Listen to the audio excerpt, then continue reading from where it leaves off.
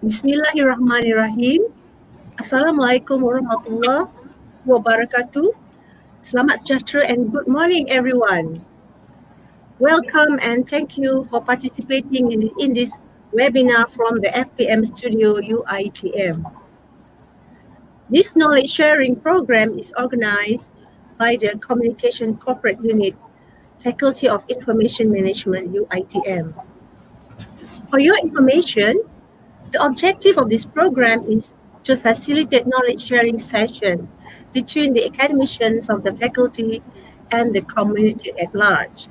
This will include industries, practitioners, academicians, students, and as well as other groups who are interested. We truly hope that all of us will benefit from the sharing of expert opinions and experiences of our FPM community on related current issues. Well, we hope everyone is ready and excited to begin our program, wherever you are, because we also know that probably some of us are already taking our taking advantage of our long weekend by making holiday plans for our new year tomorrow.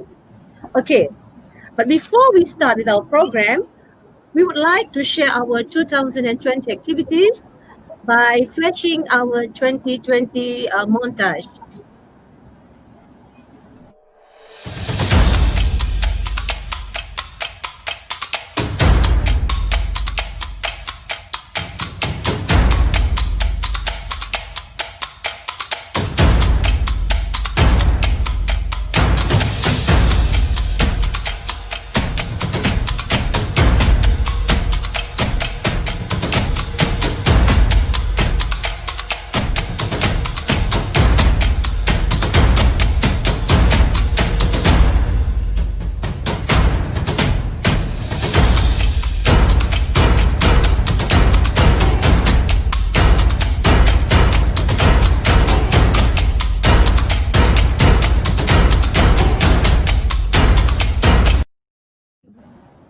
Right.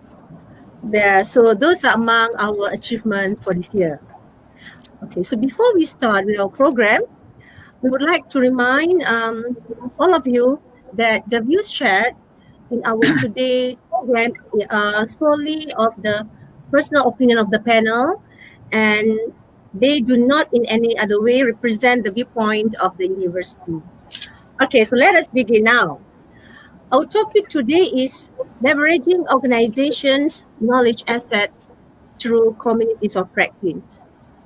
So we are fortunate to have with us today Associate Professor Dr. Siti Arfah binti Nordin from the Faculty of Information Management, UITM, as our panel.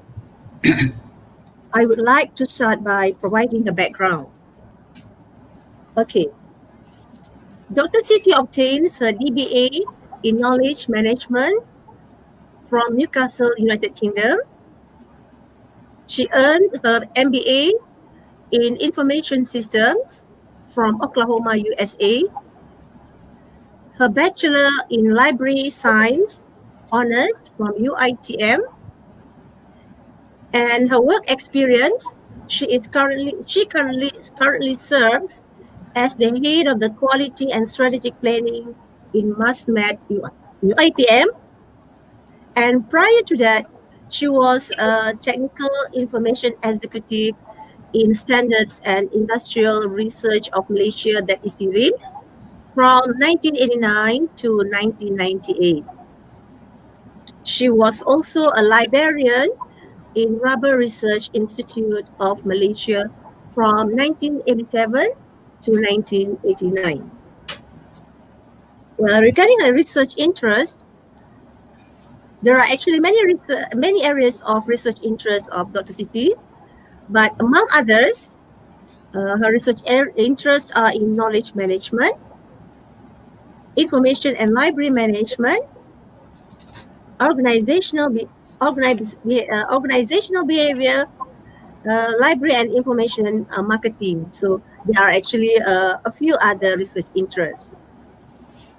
When it comes to achievements and awards, she was awarded with the Service Excellence Award in the year 2009, Best Researcher of Faculty of Information Management, and she also won a silver medal in Sahasa Nima Boom 2020 in the IID competition Sri Lanka 2020.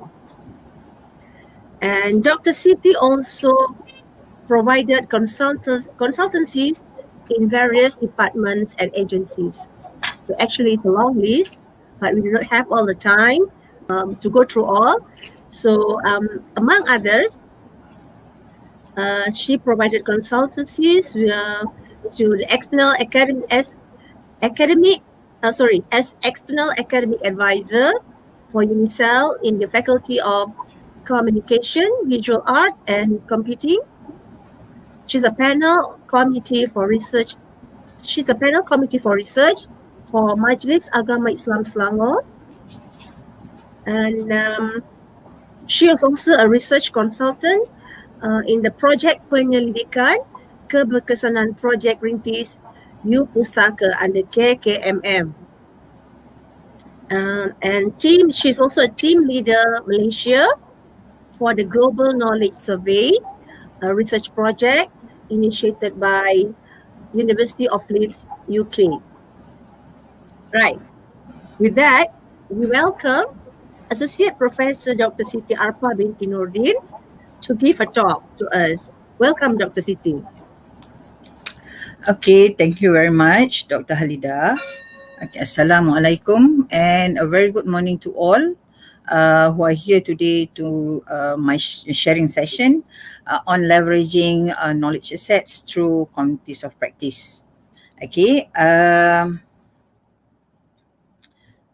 before I go into detail on my topic, let us look through to some of the scenario below.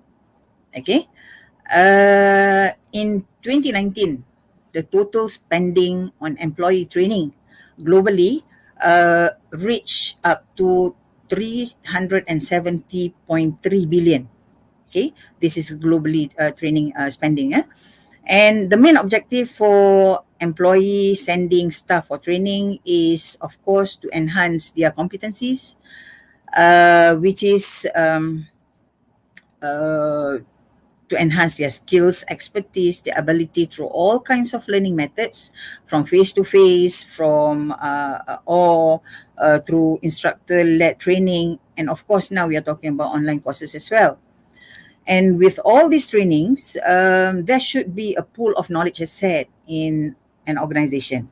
However, there are still employees who likes to work in silos. Okay, this is according to Pearl Zoo. Silo builds the wall in people's mind and creates a barrier in an organization heart, because working individually definitely will not lead to a greater impact or outcomes. And even Kenneth Blanchard claims that none of us is as smart as all of us. Okay, so if we are in a team, we work as a team, of course we will produce better outcome. The productivity will increase if we were to work together as a team. And this is because we know that power is gained by sharing knowledge, not hoarding it. According to Maria Khan, power is gained by sharing. This is a word from her. And according to Forbes, on average, people move jobs every 4.4 years. Okay, so I'm not talking about the private sector, public sector. Maybe this happened in public sector, private sector maybe, and not the public sector. Sorry. Okay, so on average, Forbes research report says that on average, people move jobs every 4.4 years. And so definitely when people leave, they take parts of the organization brain. Okay, so that is what we are going to talk about when we talk about knowledge management today. Okay. Okay, now let us look at how knowledge is considered as one of the strategic resources to the organization. Okay. Um, why knowledge matters? Okay, we know that knowledge carries valuable meaning that contributes. Okay, okay, the screen just pop up. Okay, we know that knowledge carries valuable meaning that contributes to greatest impact on organization decision making. Organization itself is very dynamic today due to uncertainties, like what happened with our environment. The way we do things are so different, that goes to the organization as well. Okay, for example, if you were to do a simple pestle analysis, okay, we are talking about we talking about political, environmental, social, technological, economics environment, as well as the legal factors. It does give impact to our or it give impact to the way we do business. It give impact to how we do things in the office today. Okay, so this contributes to our informed decision. Okay, so that is why knowledge is very important. The second point is that a firm requires knowledge for innovation, so as to contribute to economic and societal development. This is according to Stewart Rugdashell, 1998. Knowledge itself, as we know, it evolves. We need to adapt with not just needs as well as the changes from the environment, like we mentioned just now. So we have to continue trying to find new ways or things to adapt and apply our knowledge, because knowledge will get obsolete over the years, okay, due to all these changes. And thirdly, the third point is that knowledge facilitates action for performance improvements. Here we are talking about our KPIs. We are talking about our strategic focus. How do we use knowledge to facilitate all those action, the strategies that we crafted throughout the year? Okay. And lastly, knowledge workers should be able to tap upon the organization pool of knowledge asset. Remember just now when we talk about we learn and relearn, we upskill, either on the job training. So definitely over the years, we have a pool of knowledge asset in our organization, and we should turn it into strategic action. So we need to identify what is our strategic knowledge asset. And basically, different, though we work in the same organization, the same department, our strategic knowledge asset, for example, myself, might not be the same as another person. Okay, depending on who the person are. For example, my our common one is the same, but for example, put it this way: if let's say for a football team, for the goalkeeper, the strategic knowledge asset might not be the same as the striker. Okay, the goalkeeper might need players who might uh, take a penalty kick, and if only he knows the pattern of this striker trying to shoot, definitely that will be that strategic knowledge asset to him. Okay. Okay. When this is just a graph that I just want to show that over time or over the years, there'll be just now when I talk about accumulated knowledge asset, we are talking about pool of knowledge. It is an accumulated knowledge or information in the organization. Okay, when we enter an organization, all of us come in a package of knowledge, which include our academic background, our expertise, our skills, our know-how, our values, our talent, our intuition. That is why over the years there would be an accumulated package of knowledge that either at individual level as well as the organizational level. So when we enter an organization, we should not be just at that point forever. Okay, so we have to definitely our knowledge will increase due to learn and relearn, upskilling, as I mentioned just now, and on the job training. Um, and many more learning approach or strategy methodology that are put in place by the organization. Okay, maybe this is not new to some of you, but just to recaps, just a short recaps, because I think most of you are familiar with this, but I'm sharing it. I'm sharing this to someone who are maybe new to KM. Okay, okay. As we know, it is an evolving process. Initially, during agrarian economy, land and labor is a vital production factors. Okay, it is considered as a production factors, and even if in Malay we used to say tulang empat kerat is enough for us to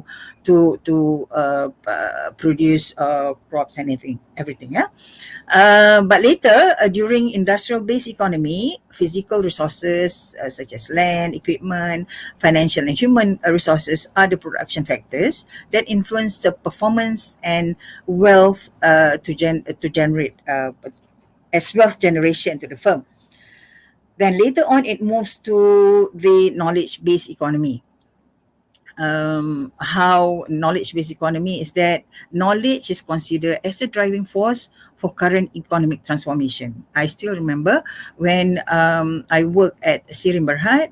At the same time, when I came back from my masters, there were a group of us. Okay, there were quite a big batch that going overseas to studies, and we have a few who did their PhD in all kinds of specialized areas such as biotechnology and things like that. But coming back from studies, they got offer from other organization, from the other institution, R&D institution, the oil and gas company, and the oil and gas or those companies willing to pay certain amount, because of course the candidates is actually, I mean my colleagues is actually breach the contract, but as long as they pay the contractual sum, that will be okay. So quite a few leave our organization and join that other organization. So this is happening because they are not paying the person as the person per se. They are paying the know-how, they are paying the expertise, they are paying the skills and experience and whatnot. Okay, if they were to send their own staff again in 3 years' time, they are losing at at the current point, which that particular area is still in need. Okay, so those are example of what does it mean by knowledge-based organization, because knowledge is becoming the driving force in the current transformation. Okay.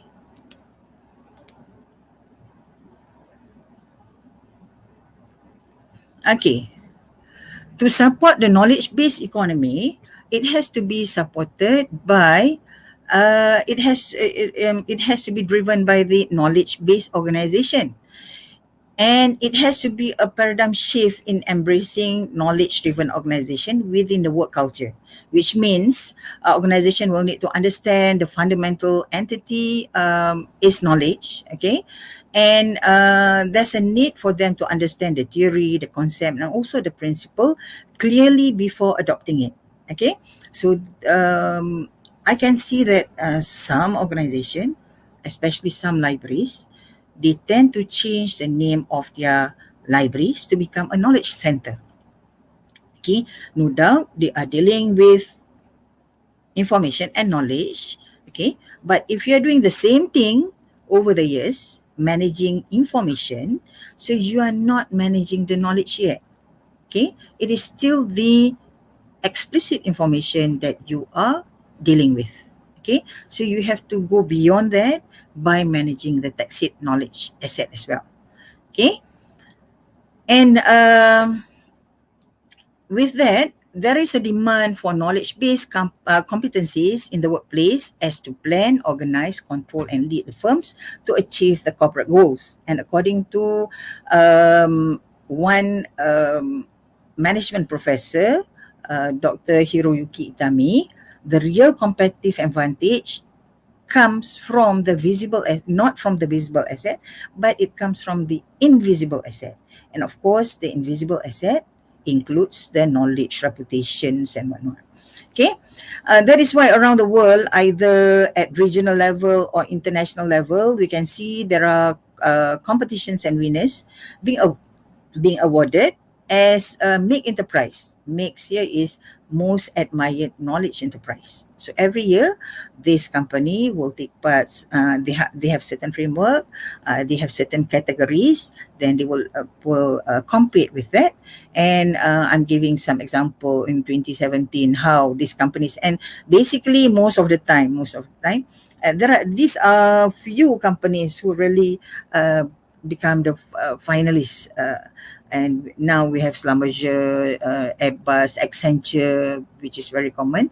Okay, they always listed as most admired, maybe top 10, top 20 as most admired knowledge enterprise. Okay. Okay. Just now when I said to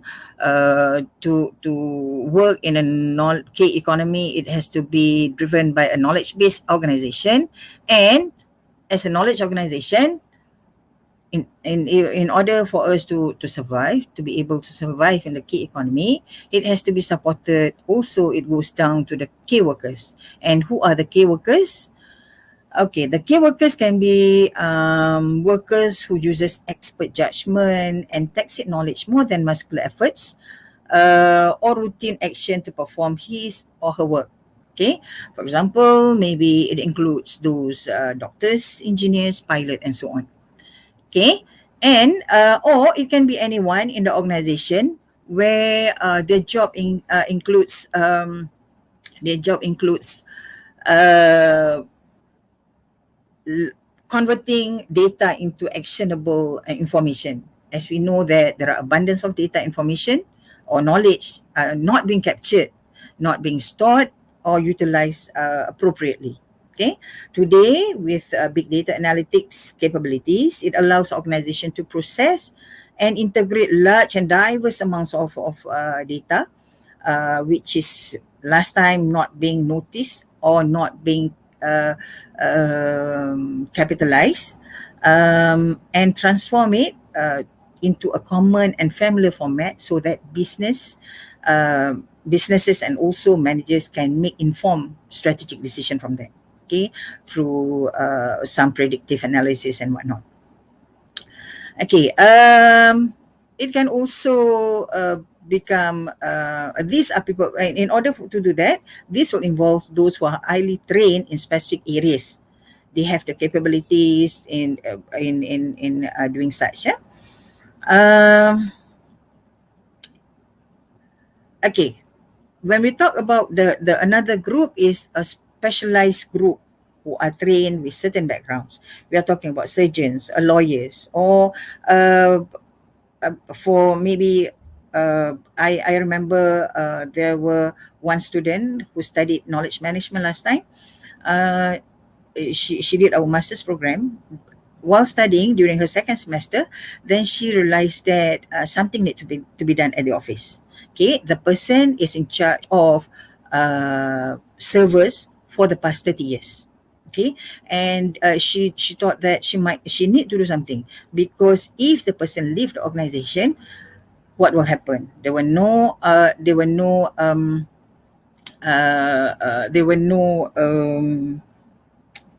mentee being assigned to the person. Okay, and he looks after servers even in all the 13 or 14 branches as well.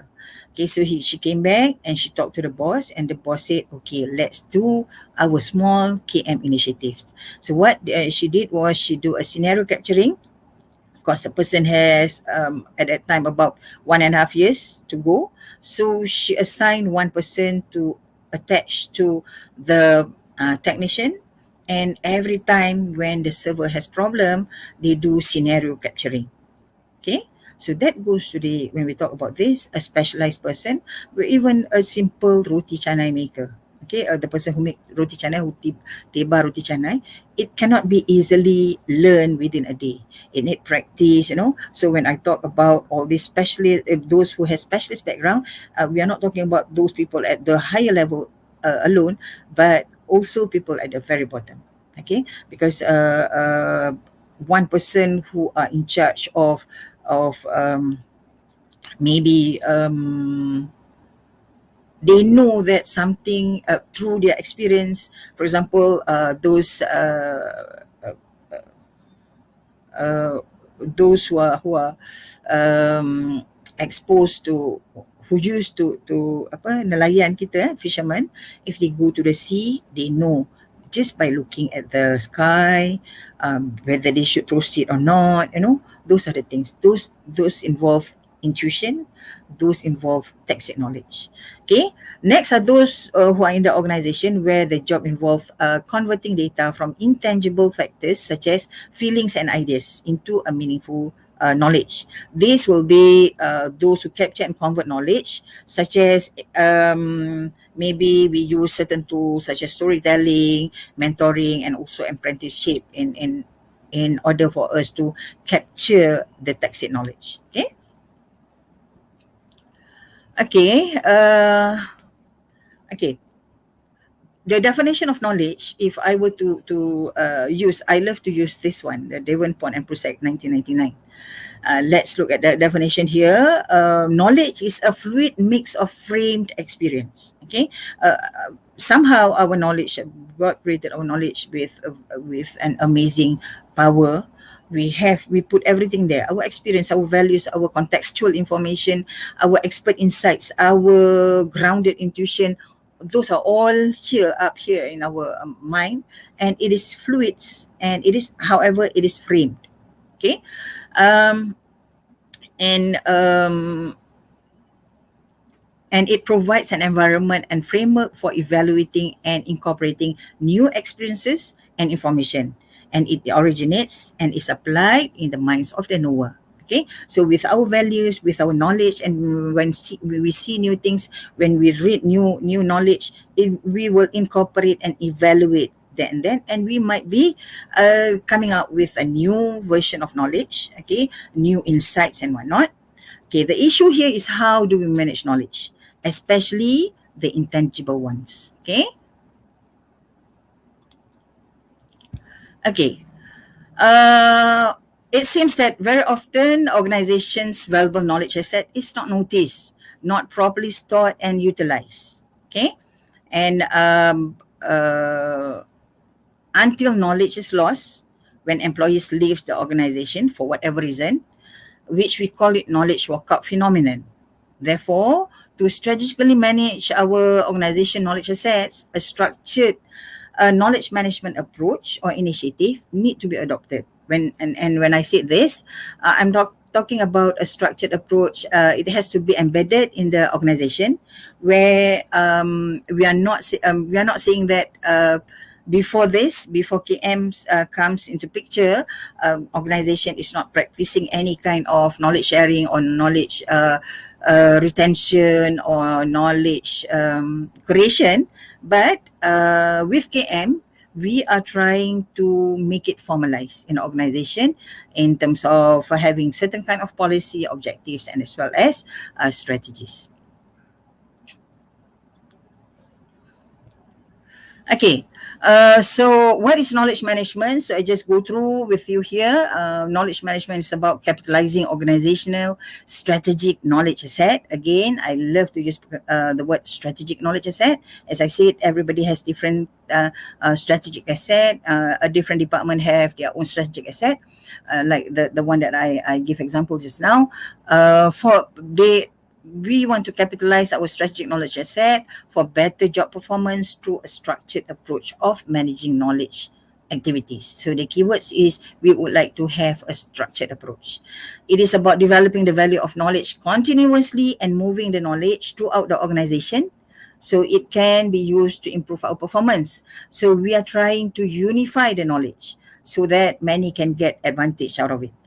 According to KPMG, it described KM initiative as a systematic and organized. Okay, a systematic and organized efforts in using organization knowledge asset within to improve performance.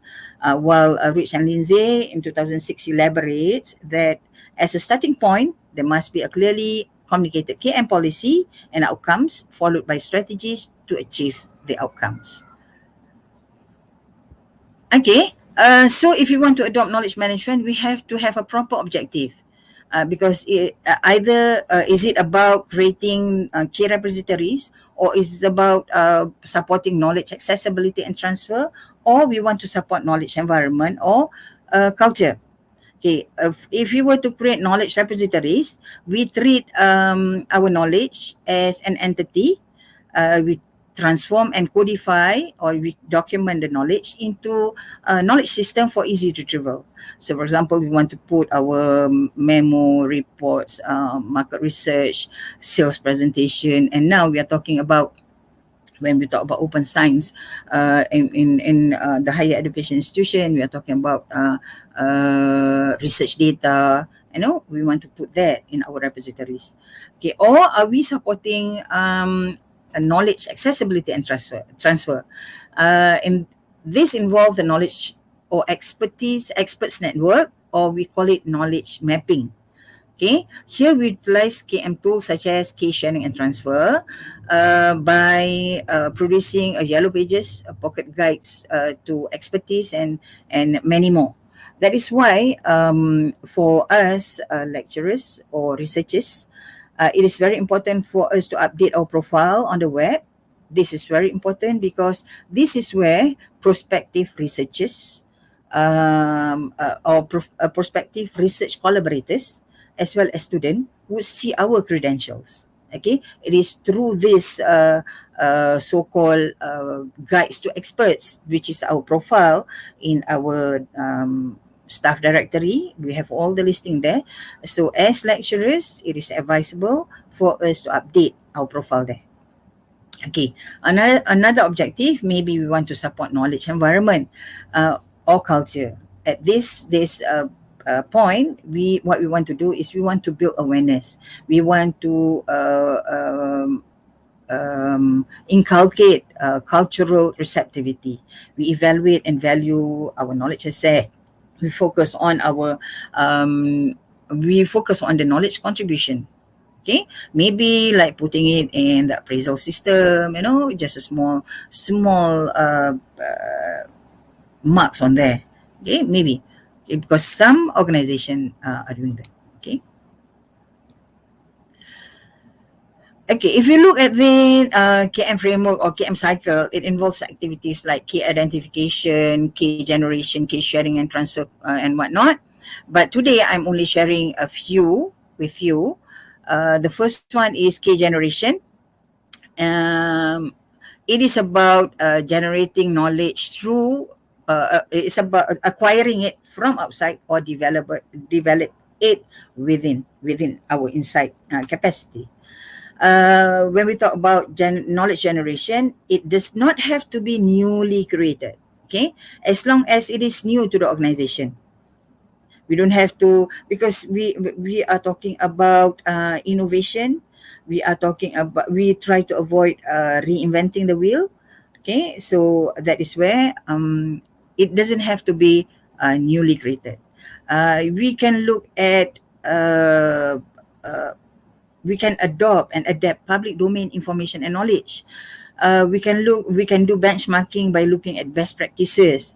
We can also refer to patterns, standard specification, and technical reports. And here, as I mentioned just now, when we want to innovate, we should avoid reinventing from start. Okay, in KM, originality is less important than its usefulness. So it is okay. It is in fact better for you to look at what others is doing rather than you start from very scratch without wasting your time when people has already. If you look at state of the art, it is up to a certain level. Then maybe you can start from somewhere. Okay, from the state of the arts. Okay, and for this, BP award the employee for Thief of the Year award. Those employee who are able to steal best ideas from others. Okay, from outside. Okay, stealing, quote and unquote, is we are not talking about stealing. We are not talking about espionage. We are not talking about illegal stealing. Okay, by adopting what others are doing. Okay, according to Spanish proverb, well stolen is half done. Okay, so we don't have to waste time focusing on that particularly. Okay, these are some of the strategies. First is adaptation. As I mentioned earlier on, crisis and environment acts a catalyst for knowledge generation. Um, like what we are facing now, the COVID-19 pandemic. Okay, we have to react.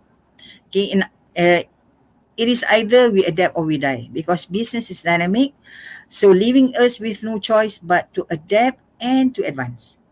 So new products, we are talking about new products, new competitors, technology, social. These are the best analysis that we mentioned just now. So when all these changes, it drive our knowledge generation. So we have to be proactive and responsive. And success will be the enemy of innovation, or we can call it the winner's curse. Good example is Kodak. Okay, not that they did not become responsive they did not become responsive to the digital technology. They do. In fact, they managed to invent the digital camera.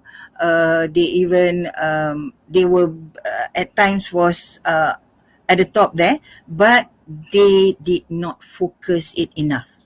Okay, so it is always difficult to change something that has worked and may still be working, and often organizations fail to see change that is about to happen.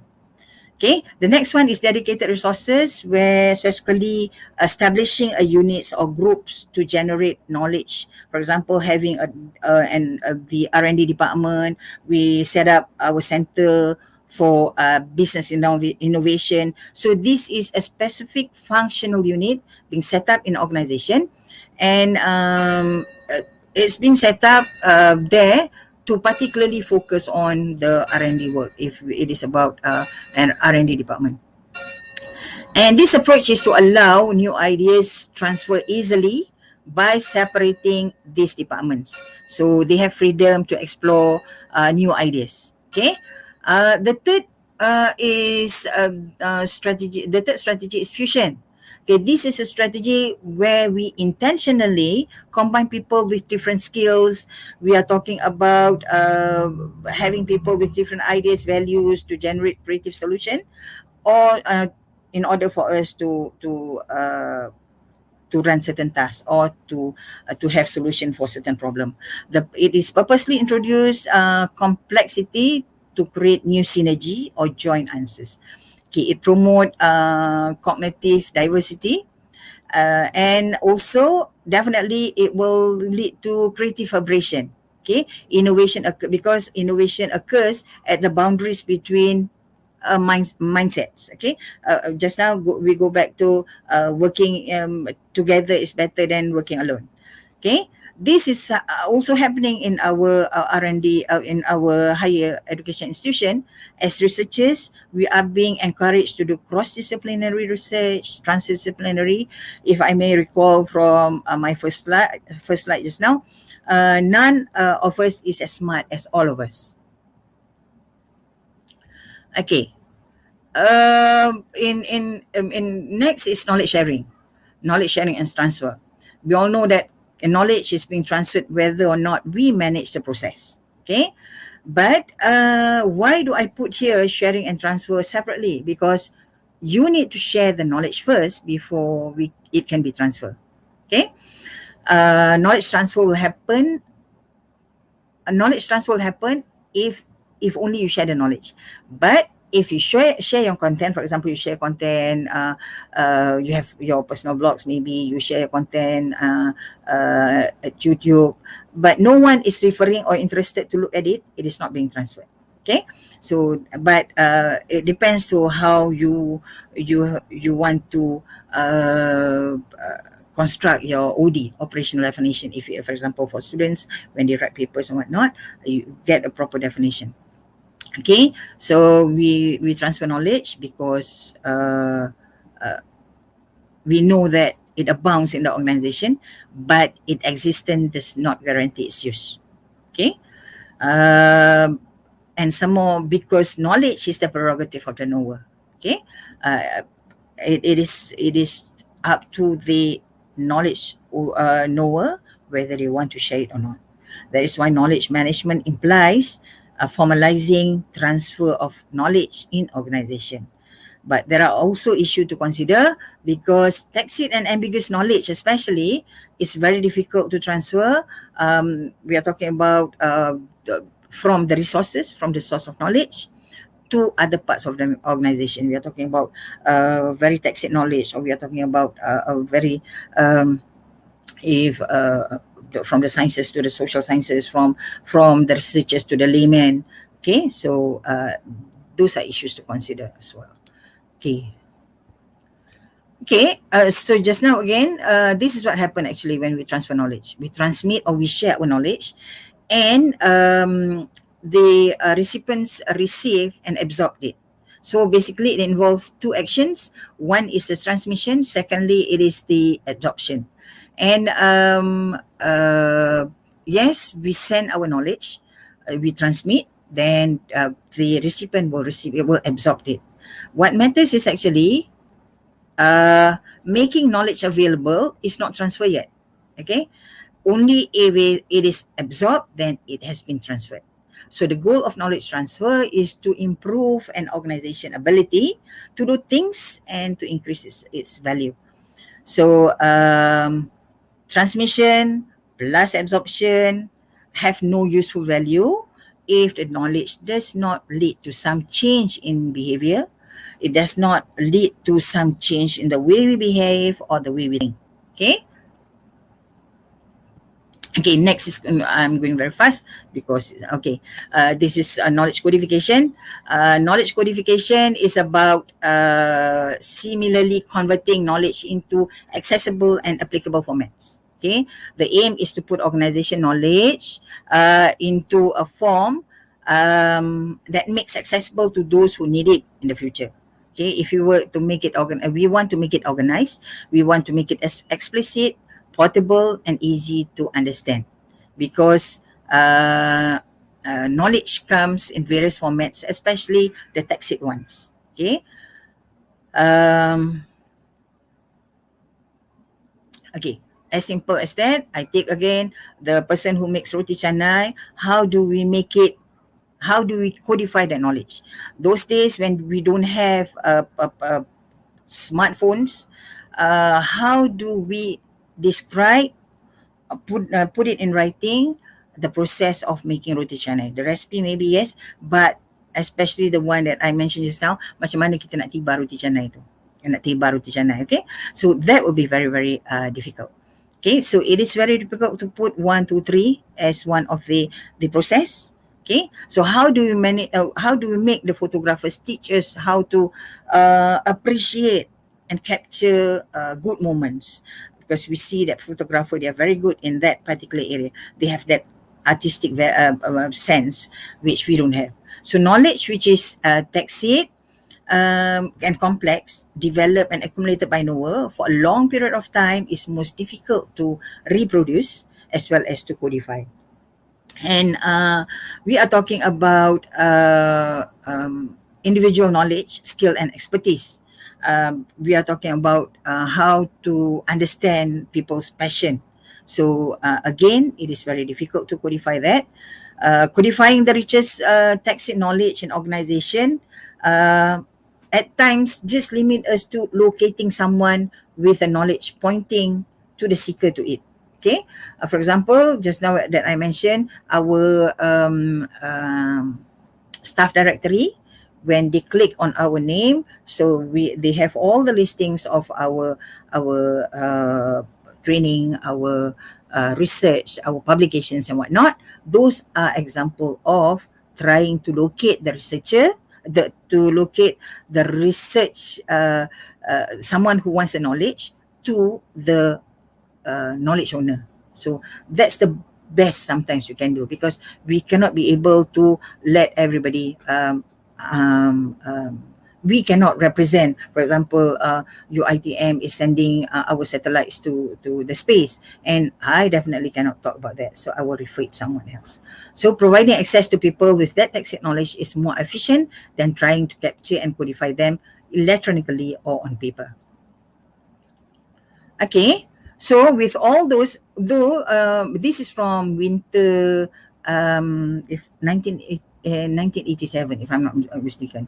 Okay, this I adapt from winter 1987 when he mentioned about dimension of knowledge. Um, okay, so this is about strategies to codify knowledge. Okay, how do we codify knowledge? Maybe we can introduce mentoring and apprenticeship. We can adopt storytelling and narratives as a tool to capture knowledge, especially the texted one. We can create knowledge maps as well. However, nothing would guarantee the ongoing availability of knowledge. Having access to knowledge only happen when the owner has time to share it. Okay, because knowledge is exclusively in the possession of the knower, of course. Okay. Okay, this is the one that I mentioned just now. Winter 1987, I adapt from winter 1987, the dimension of knowledge. Okay, when we talk about dimension of knowledge, he is referring it when he described codification. But for all kinds of for all kind of knowledge activities, I can say, if you talk about knowledge sharing, if you talk about knowledge generation, why is it sometimes it is very difficult, um, the flow of knowledge is difficult to happen in the organization? Why is it difficult for us to share knowledge? Why is it difficult for us to transfer knowledge? And that goes to codification process as well. So on the left, we are talking about the explicit knowledge. The other one is the tacit knowledge. Some knowledge are clear cut, we can teach easily. Some are not teachable. For example, how do we teach people how to float?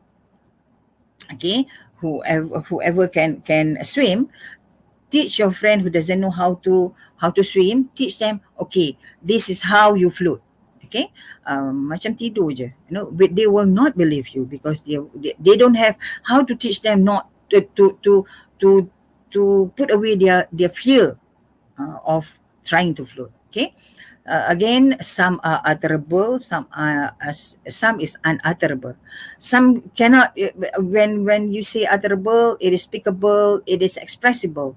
Whereas when text knowledge, it is unutterable. Just now that I mentioned, if let's say the one who makes roti canai, sometimes it is very difficult for you to say, okay, put your hand up here on your right hand up, maybe about about half or 6 centimeter from another hand, so it is very difficult. So those days when we learn recipes how to cook, um, we look at recipes, and most of the time when we cook, it doesn't turn out very well. Now we have, even now, if we watch videos, it has to be a trial and error basis. Okay, when you call your mom and you ask what are the recipes, and your mom says, okay, you can put for example, the turmeric, you say, okay, just about an inch, about a finger, I mean your thumb. Then she said, okay, her thumb is about 2 inches and mine is not. Okay, so explicit knowledge are schematic, observable in use, simple and documented, whereas the tacit knowledge is not observable in use. At times they are very rich, they are very complex, and they are all undocumented. That makes it very difficult. Okay, so let's go into computer of practice now. Okay, computer of practice are groups of people who share a concern or passion for something they do. They learn how to do it better as they interact regularly. The basic concept of COPs involve a group of people who share a concern. This is according to Etienne Wenger, and he's one of the renowned guru in COPs. When you share your concern, your passion, and who deepen their knowledge and expertise in this area by interacting as an ongoing basis.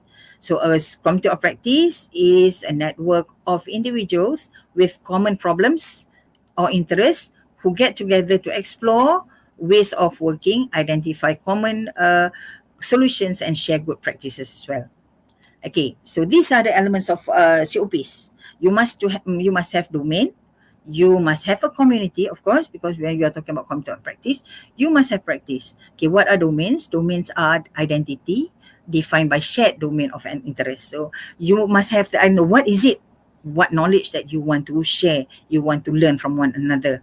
Next is community, a platform that enables frequent interactions to share and develop common knowledge. So you have your members and whatnot, okay, and you have a platform to study. Okay. The practice will be in that members develop a shared repertoire of resources, your experience. You have tools to share to make it running, to make it ongoing. Okay. All right. Type of communities you can be together as a forum to help each other. Okay, this is other domains. Okay, you have domains, community, and practice. Okay, so a type of community of practice is that you may want to have a forum to help each other solve work problems. So helping the community. So best practices that you develop and share. Best practice, maybe a community that work on how to do. I know. And how to manage your supervisor, for example. You can have that community of practice, by having best practices. You can have innovation community by having a group of research who are interested in doing research on maybe on the current issues. Okay, we are talking about IoT, we are talking about data analytics, we can use that. You can have that kind of COPs as well. Another one is to have a knowledge community organized, where you organize and manage a body of knowledge. I can talk about KM per se. I can talk about information marketing as a big body, or library science as a body of knowledge. Okay, so this is possible communities of organization. The list can go very, very long from this. You can go to e-business, accounting issues, workflows, workplace diversity, about racial, gender and whatnot, mobile application, IoT, marketing strategy, data mining, and also core competencies. Okay, so characteristic of corps that we have to know that it adopts a self-organizing relationship, whereby it operates informally with management support. It set its own agenda, focusing on company issues, self-select their involvement and invite others, as well as it establish their own leadership structure. Okay, and basically it is most of the time it is voluntarily. Okay, this is the key enablers. In order for us to develop a COPs, we have to have a steward, a person who have passion on certain area, and definitely the person must be also very good in that particular area. That would be very, very good. Okay, and we have physical and virtual space. Now we are talking about virtual platform, which very suitable now. And we have to have information technology as a tools for us to run our platform. And of course, we need to have management support to allow participants to appreciate and the importance of COPs. So maybe they can provide sufficient resources. And also incentive among the members. Maybe you can have your button badge, you can have your caps, you can have your T-shirt and whatnot. Okay, so what do we benefit from COPs is that it provide a mechanism for employees to enable their ideas, okay, for innovation and change. Okay, it tear down silos by focusing on commonality. We learn better when we learn together. So it increase our organizational learning through establishment of employee relationships. Because in higher education institution, we are talking about COP related to research, maybe teaching and learning, as well as training and consultation. So getting together with people of the same interest will increase our knowledge by learning from others. Okay.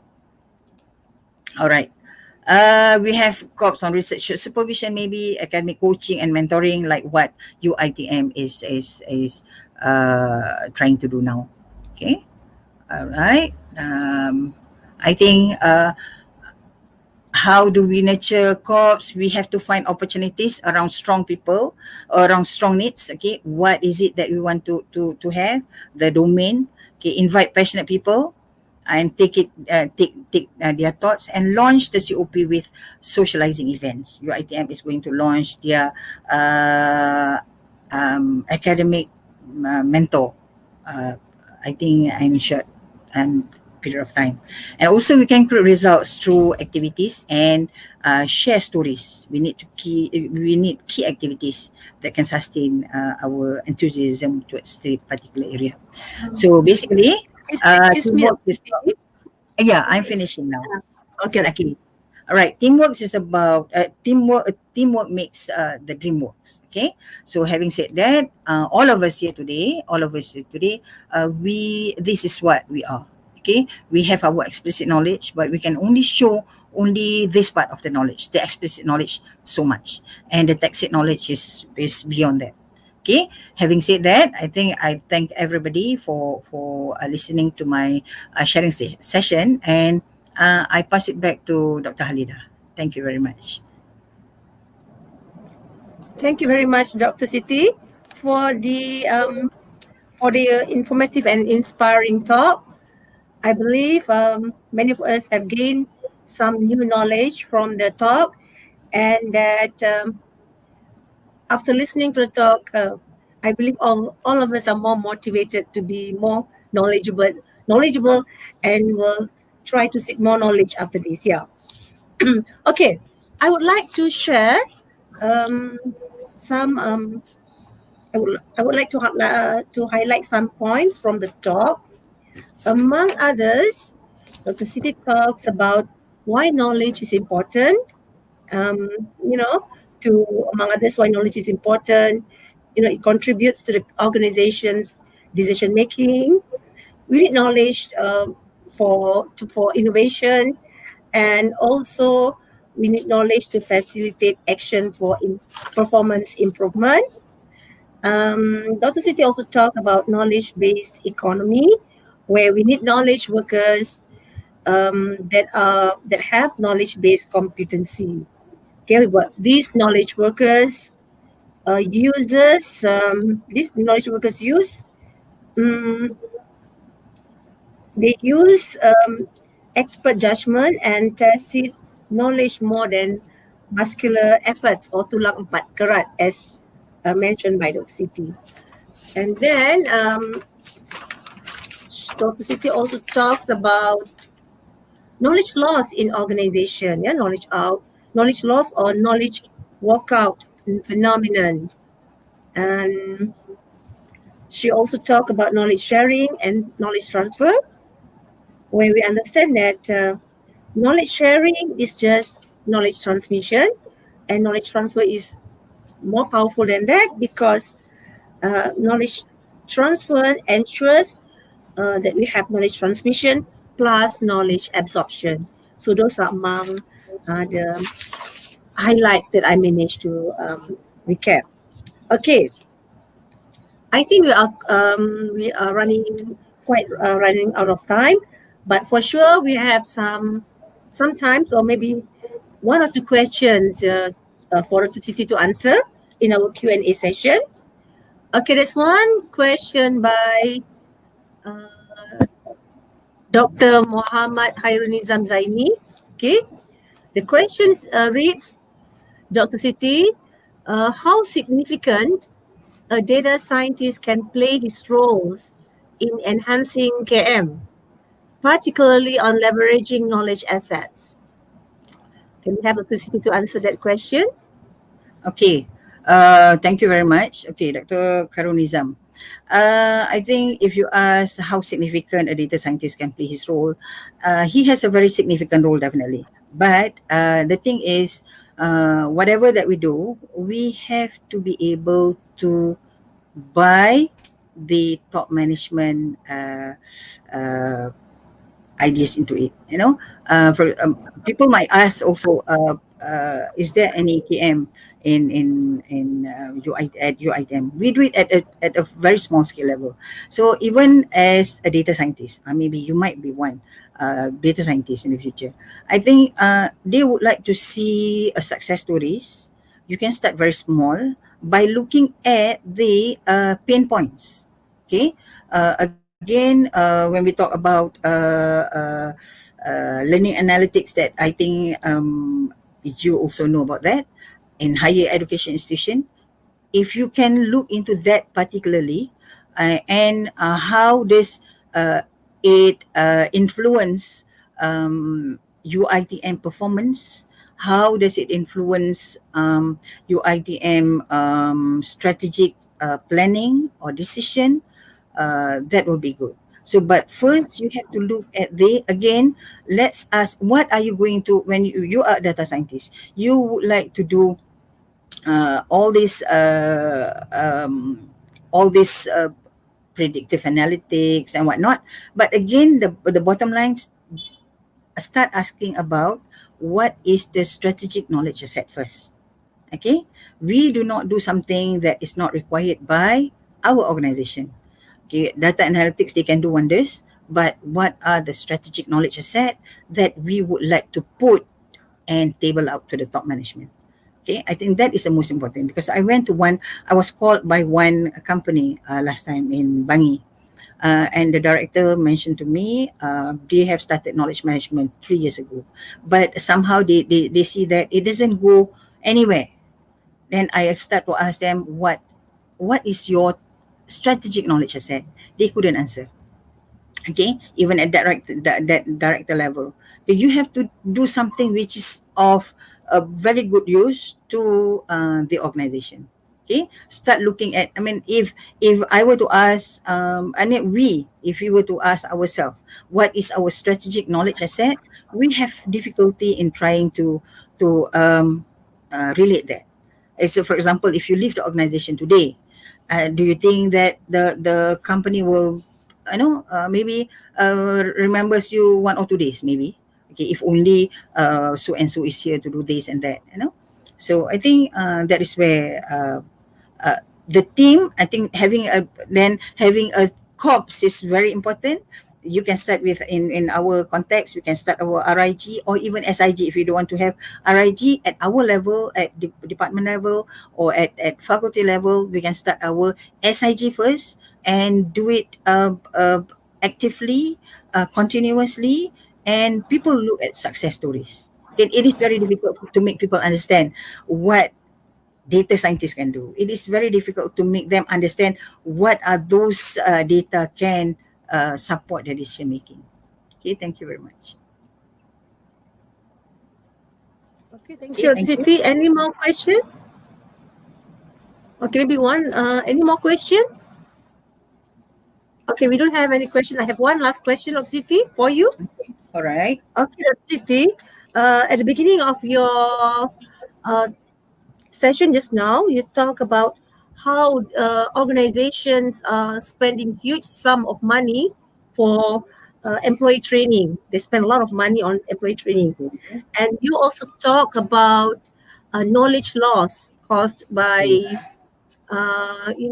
employee walkout phenomenon. So how can organizations minimize the knowledge loss?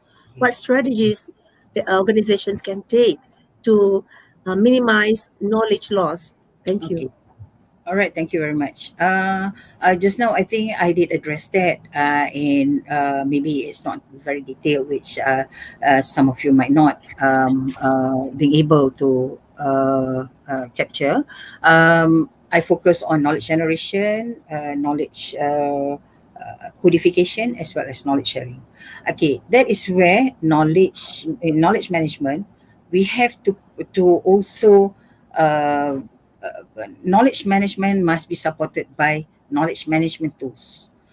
We have tools to helps to facilitate knowledge sharing, knowledge capturing, or codification. For example, if you do knowledge sharing, we are doing it online. For example, I think, as I said, it is not done in a formalized manner. Um, it is scattered here and there.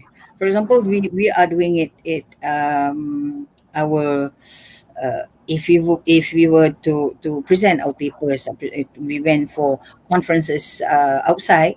The thing that we need to do is actually to share it with some everybody in the organization.